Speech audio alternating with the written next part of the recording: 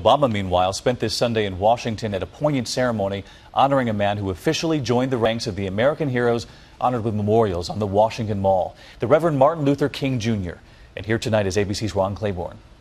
They gathered by the thousands at the monument to the man who dreamed of just this kind of America, comfortable with its diversity. In this place, he will stand for all time among monuments to those who fathered this nation and those who defended it.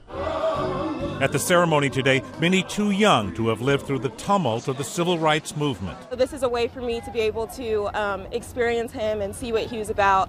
This is something no one ever actually thought would be able to be done. There were also veterans of the movement and King's own children. Free at last!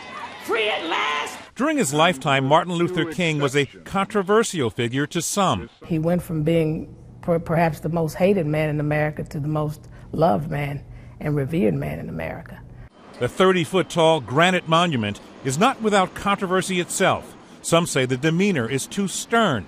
Others question the choice of a Chinese sculptor instead of an African-American. And more recently, there's been criticism of one of the quotations on the King Memorial's wall. I was the drum major for justice, peace, and righteousness. King actually said, if you want to say that I was a drum major, if you want to say that I was a drum major, say that I was a drum major for justice. Say that I was a drum major for peace. The poet Maya Angelou said dropping the key word if makes King seem arrogant.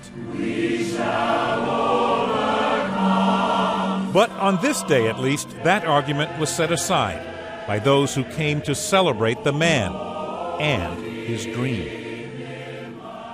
And Martin Luther King's is the only non-president in the pantheon of great memorials on the Washington Mall. As President Obama put it, King is there because he saw what we might become, David.